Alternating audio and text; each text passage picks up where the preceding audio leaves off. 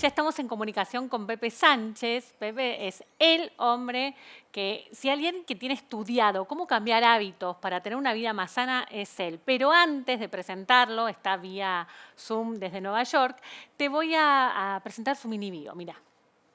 Juan Ignacio Pepe Sánchez fue el primer argentino en jugar en la NBA, integrante de la generación dorada, medalla de oro en los Juegos Olímpicos de Atenas en el 2004. Entre 1996 y 2000 fue graduado en Historia en la Universidad de Temple, en Estados Unidos, y fue nombrado All-American como deportista y estudiante, caso poco frecuente en las universidades estadounidenses. Además, hace pocas semanas inauguró el Down Center, el centro de alto rendimiento más importante de América Latina, especializado en proyectos deportivos, tecnológicos y de bienestar, como Exponential Future y Exponential Academy. Bienvenido. Bienvenido, Pepe. ¿Cómo andás? Hola Carla, ¿cómo estás? Muy bien, muy bien. Un placer escucharte. Gracias por hacerte un lugarcito en tu apretada agenda. Les cuento que Pepe tiene una agenda terrible, terrible, terrible. Así que muchas gracias. Un placer. Contame, Pepe, cómo fue, cómo empezaste a sumergirte en el mundo del bienestar, ¿no? Porque, bueno, fuiste deportista, primer argentino en jugar en la NBA, y después, ¿cómo linkeaste con esta pasión del bienestar? Que la aprovecho para decirle a la audiencia que Pepe escribe en nuestra vertical del N Bienestar una vez por mes una columna que tiene que ver cómo crear mejores hábitos. Y sobre eso vamos a profundizar en esta charla. Contame cómo fue ese link.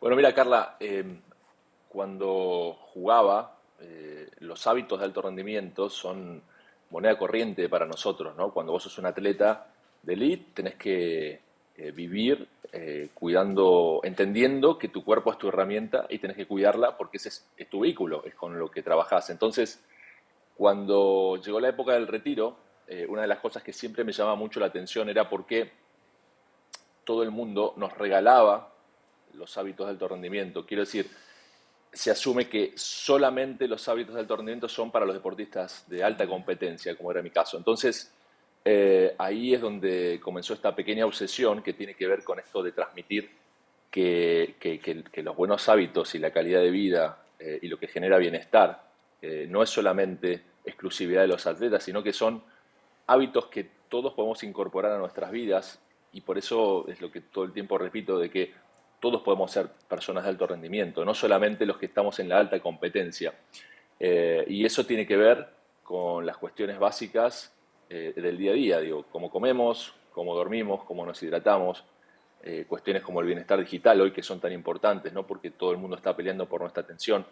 Y bueno, un poco en esta vida post jugador de básquet, es una de las, dentro de diferentes inquietudes, es una de las cosas que más me gusta poder transmitir, sobre todo porque lo hice desde la experiencia propia. O sea, transité el camino de alto rendimiento, pude adquirir hábitos buenos y hoy me encanta poder hablar de esto. Vayamos al hueso. ¿Cómo hacemos para descansar mejor? Yo creo que tiene que ver con la preparación. De hecho, si te pones a fijar, muchas veces cuando, no sé, un deportista o una deportista no ha tenido un buen descanso, ¿viste? Se lo vio a tal la noche anterior a jugar un partido, la gente se enoja, ¿no? Se le considera algo malo. Dice, ¿por qué no estás durmiendo? Y la pregunta que yo me hago siempre es, bueno, pero si tenemos claro la importancia del descanso, en este caso, para nosotros los deportistas, lo mismo aplica a vos. O sea, la pregunta es, ¿por qué no estás durmiendo? Si es tan importante. Fíjate vos que muchas veces no es una cuestión de información, de entender la fisiología del sueño, sino que también es una cuestión de decir cuestiones que ya sabemos, ya reconocemos, y es ir a dormir y de tratar de descansar 7, 8, las mayores horas posibles. Y una de las claves que tiene que ver con eso es la preparación. O sea, sí es muy importante cómo nosotros nos preparamos para ir a dormir, ¿no? Cómo podemos entender que hay que recrear alguna especie de escenografía y de ritual, y esto de hecho también es muy importante en los deportistas, ¿viste? Todo el tiempo ves rituales, rutinas, y es tan importante el hecho de poder entender que el acto de ir a dormir es el acto donde el cuerpo realmente se regenera física y mentalmente. Entonces, uno puede estar comiendo bien, hidratándose bien, etcétera, pero si uno no le da la importancia que se merece el sueño, obviamente durante el día nuestro rendimiento va a ser mucho más bajo, no vamos a estar óptimos para nuestras relaciones, para lo laboral, si queremos hacer algún deporte, etcétera. El sueño es, hoy entendemos que el sueño es una de las cuestiones más importantes que tenemos respecto al bienestar en sí. ¿Y cómo nos preparamos? Hablas de preparación. ¿Qué significa? ¿Comemos cuántas horas antes? ¿En algún rango horario tenemos que irnos a dormir para descansar mejor? Bueno, a ver, es fundamental. Yo te voy a contar, a mí me encanta siempre contar desde la experiencia propia, ¿no? Me parece que es lo más auténtico que uno puede hacer. Y para mí es muy importante el tema del horario, es fundamental tener una rutina con el horario. Es muy importante, sí, que la última ingesta sea lo más antes posible dentro de nuestras rutinas. Todos tenemos rutinas laborales y familiares complejas, pero cuanto antes podamos cenar y nos podemos ir a la cama con el estómago más vacío, es mejor. Y después hay una cuestión que es re importante, que es empezar a entender a nuestra habitación, donde vamos a dormir, como ese lugar sagrado, donde vamos a ejercer ese ritual de dormir. Quiero decir, empezar a bajar las luces, sacar el teléfono o las pantallas fuera de la habitación, eso es clave. Cuestiones que no cuestan dinero, pero que tienen mucho que ver, cuestiones relacionadas al aroma, poder pegarse una ducha caliente, los que tenemos la suerte de poder hacerlo antes de dormir. Detalles para la gente que viaja mucho, tratar de movilizarse con su propia almohada, porque muchas veces parecen detalles pequeños, pero el hecho de dormir siempre en tu misma almohada te genera una sensación de rutina y bienestar, y aparte puedes tener problemas con el cuello. Ni hablar la gente que tiene el hábito de meditar o de respirar, hacer 5 respiraciones antes de dormir. Son todas pequeñas cositas que nos van a mejorar muchísimo la calidad del sueño, pero ¿por qué? Porque lo importante es que nosotros estemos dando importancia a ese acto que vamos a hacer. No simplemente quedarnos dormidos porque sí, sino que hagamos una introducción y que le hablemos a nuestro cuerpo y le digamos, bueno, llegó la hora de descansar, ahora es descansar, mañana volvemos a retomar nuestra rutina. Como una ceremonia. Hablemos de hidratación. Tal ¿Cuánto cual. tenemos que tomar por día? ¿Cuántos litros de agua tenemos que tomar por día? ¿Y Mira, hay cómo? diferentes teorías. Sí, hay diferentes teorías. Hay teorías de los 2-3 litros de agua. Yo creo que depende mucho de todo lo que he leído, depende mucho eh, de la composición corporal que uno tiene y de las necesidades y los hábitos que uno tiene. Lo importante creo que es, sin duda, ser consciente de que la hidratación es fundamental.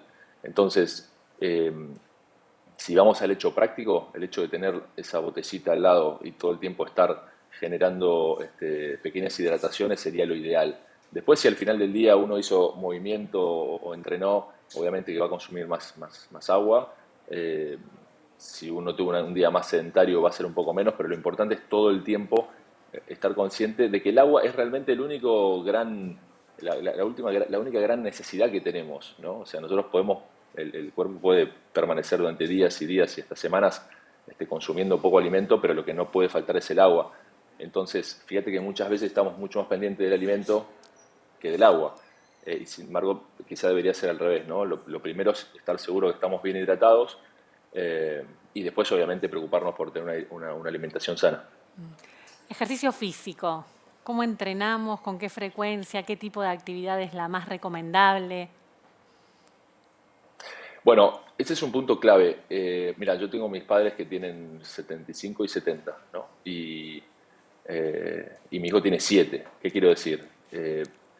Hay un espectro de movimiento y de necesidades para cada edad. Y esto es súper importante. Sobre todo los que estamos transcurriendo las etapas entre los 40, 50, 60, digamos, ¿no? Ese periodo donde hace muy poquitito podíamos hacer cualquier cosa porque éramos jóvenes y el cuerpo resistía todo, esos momentos donde tenemos que empezar a tener conciencia de las limitaciones que cada uno de nosotros tenemos. Con esto, ¿qué quiero decir? Yo creo que menos es más. Menos, pero continuo, es mucho mejor que explosiones de ejercicio, pero que realmente no estamos preparados para hacerla. El otro día, te voy a poner un ejemplo bien puntual, mi papá hace pilates, ¿no? Entonces me dice, bueno, pero ahora hay una clase, no me acuerdo qué era, pero tenía cierto riesgo esa clase, ¿no? No sé si tenía que ver con el peso o qué. y yo lo que le dije fue, le digo, mira, si estás haciendo Pilates y Pilates te funciona muy bien, seguí haciendo lo que te funciona muy bien. Esto otro va a tener riesgo. A la edad que tenés, asumir riesgos no es no es lo más inteligente, porque si tenés alguna complicación, por ahí no vas a poder seguir entrenando durante un periodo de tiempo. Y eso es mucho peor que seguir haciendo lo que está bien. Entonces, eh, yo lo que digo es con el movimiento es buscar, probar diferentes cosas y una vez que encontrás las cosas que a vos te sientan bien, que tienen bajo riesgo físico, pero que le podés dar continuidad, eso es lo mejor, porque en realidad lo que uno que tiene que hacer es moverse. No hace falta que sea, uno no tiene que ser un campeón del mundo ni ser un atleta de alto rendimiento. Lo que tenemos que tener conciencia es que no podemos pasar horas sentados sin movernos, que el cuerpo necesita generar desde el movimiento, porque aparte de todo lo que el movimiento genera, o sea, uno cuando, a ver, cualquier persona que está escuchando, ¿cuántas veces dice, salgo a caminar? No, no tengo ganas, que yo, bueno, dale, salgo. Y cuando vuelve de caminar o de correr o lo que sea, la sensación de felicidad bueno, eso lo genera, eso lo produce el cuerpo fisiológicamente y ese es el hábito que tenemos que encontrar. Ahora después, si alguien hace alta competencia o simplemente sale a caminar, yo no creo que esa sea la cuestión a definir. Lo que sí hay que moverse porque es fundamental. Nosotros durante millones de años nos hemos movido para conseguir comida, entonces no podemos estar sentados durante horas y horas y horas del día porque no es natural para el ser humano, así que a moverse. Y además de moverse, hay que comer bien. Y además hay que comer bien, y acá lo mismo, yo estoy convencido de que con el tema de la comida, el primer concepto es menos es más. O Menos es sea, más. es muy importante el hecho de no hacer sobreingestas de lo que sea, ¿no? Hoy hay muchísima información respecto a lo que es saludable para comer. Yo creo que estamos en una era de sobreinformación y sabemos que todo lo referido a las cuestiones saludables respecto a la alimentación, ¿no? Digo, verduras, frutas, proteínas buenas, grasas buenas sobre todo. Yo hago una dieta alta en grasas buenas, ¿no? Como palta, aceite de oliva, nueces, almendras, etcétera. Y, pero sobre todo creo que la importancia de ser medido a la hora de las ingestas. Creo que eso es fundamental. Eh, Muchas veces hasta no está mal tener un permitido y comer algo innecesariamente rico como puede ser un buen postre. El tema es cuánto, ¿no? O sea, la cuestión de lo medido que uno que tiene que ser. Y eso fíjate que todo el tiempo repito lo mismo, cuando tiene que ver con el movimiento, cuando tiene que ver con la hidratación, con el sueño. Es muy importante el equilibrio y el hecho de ser medido, porque si no el cuerpo lo paga. O sea, una sobreingesta de noche antes de dormir, el cuerpo lo va a pagar y lo va a pagar durante las siguientes 48 horas. Lo que tiene el cuerpo de bueno es que cuando cambiamos hábitos, vemos en muy corto plazo resultados. Quiero decir, hay cuestiones, viste, que necesitan como de muchos meses. El cuerpo enseguida, cuando vos lo empezás a tratar bien, enseguida te devuelve una sensación de bienestar muy buena. Entonces, por eso hablo mucho del tema del interés compuesto, ¿no? Que me parece ¿Qué es algo el que, interés de lo que compuesto? se debería hablar más. Que básicamente, Carla, tenemos el mito de que para hacer algo bien hay que hacerlo perfecto. Bien, entonces el ejemplo más fácil de ver es el lunes voy a empezar la dieta, ¿no? Y cuando uno dice el lunes voy a empezar la dieta, estamos hablando de algo perfecto, extraordinario, ¿no? Donde a partir de ese momento todos mis hábitos van a, ¿no? Como un motor, como un engranaje perfecto y me voy a convertir en esta persona. Y los hábitos son algo, adquirir hábitos es una de las cosas más difíciles que tiene el ser humano y eso requiere mucho tiempo. Entonces, es mucho mejor empezar a hacer pequeños actos, ¿no? Que es como ir metiendo moneditas en el chanchito como cuando éramos chicos y ahorrábamos, viste que vas metiendo moneditas y todos esos pequeños actos te van conduciendo a la generación de algún tipo de hábito. Y todos esos hábitos cuando uno todos esos actos uno los va metiendo en el chanchito, hay un momento que el chanchito se llena de monedas y eso es muy, pero muy positivo versus buscar ese otro paradigma de perfección, que es muy autoexigente con esta cosa de decir, no, yo a partir de mañana voy a hacer tal cosa y está comprobado científicamente de que no funciona así. Nosotros, la tendencia va a ser que eso lo puedas hacer un día, 2 días y al tercer día vas a volver a tus hábitos naturales. Entonces, se genera un ciclo de decepción muy grande en la persona.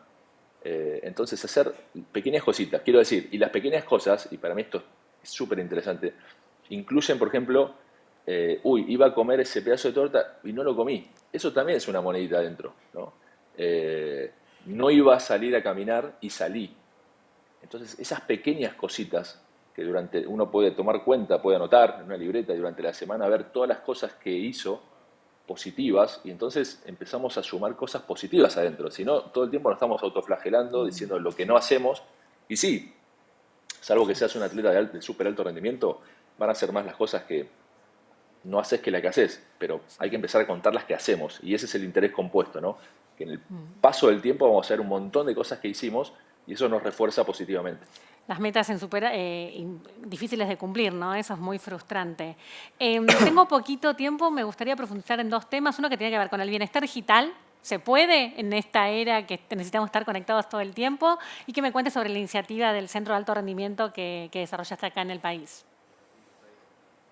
Bueno, no, ese es un tema que creo que es clave.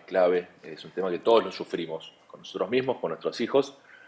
Y, y creo que hay que empezar a tener mucha conciencia y empezar a educarse al respecto, ¿no?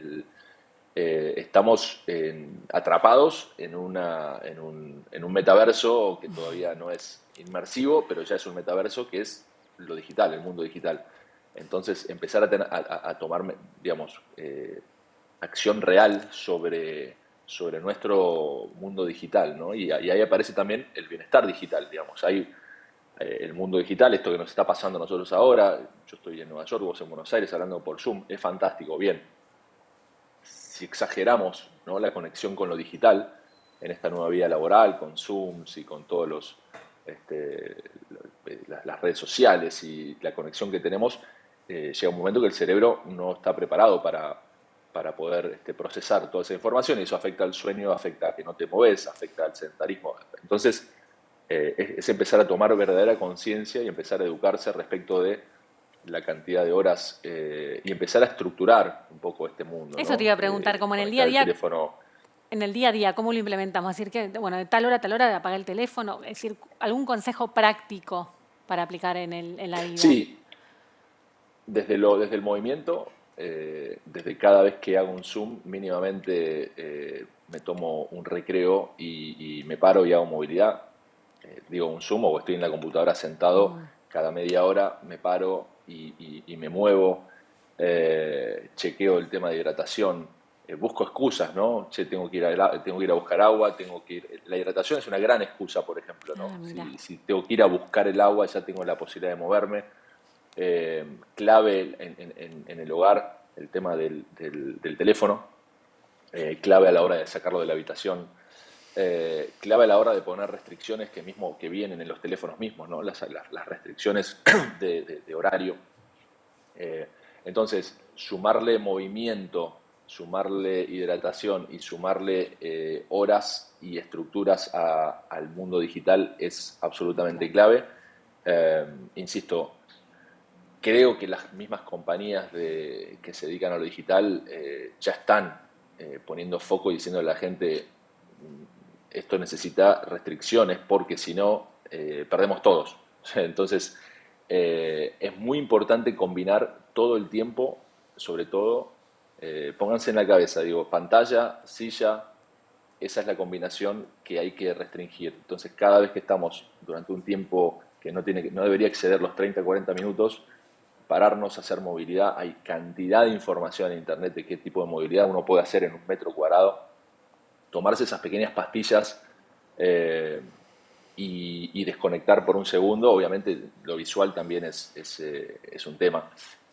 Con lo cual te diría fundamental empezar a tomar conciencia, sobre todo, empezar a tomar conciencia de que esta es una herramienta, de que el uso de las redes sociales y los teléfonos y las computadoras son herramientas, pero que también hay que pensarlas desde un lugar fisiológico, porque somos cuerpo, somos mente, y eso también, este nuevo mundo con el que estamos conectando desde hace no tanto tiempo, hay que empezar a entenderlo como una verdadera distorsión en lo que es la fisiología del cuerpo. Y por último, bueno, te cuento, el Loud Center sí, es un sueño hecho realidad, es un centro deportivo de bienestar, y donde, bueno, muchas de estas cosas hemos ido desarrollando contenidos, metodologías, y donde realmente ir cada día, ¿no?, al centro, y ver la gente moviéndose y disfrutar. Yo en mi caso, ver a mis padres, a mis hermanos, haber podido crear un centro donde realmente el deporte y el bienestar y el día a día se vibra, es un verdadero sueño. Es decir, puede ir cualquier persona. Es un lugar donde, sí, tal cual, eso es lo interesante, ¿no? Y pudimos hacer un híbrido entre deportistas de alto rendimiento y la gente que no es de alto rendimiento, pero que tiene deseos de tener una vida mejor, de cuidar su cuerpo, de entender de que el cuerpo es, nuestro cuerpo, nuestra mente es el vehículo que tenemos para estar bien, y para estar bien para nuestras familias, nuestras relaciones, para el mundo laboral, para optimizar nuestro mundo laboral. Y bueno, estamos muy felices. Bueno, felicitaciones por esa iniciativa y muchas gracias por tu tiempo, Pepe. Un placer escucharte. Un beso, Carla. Adiós.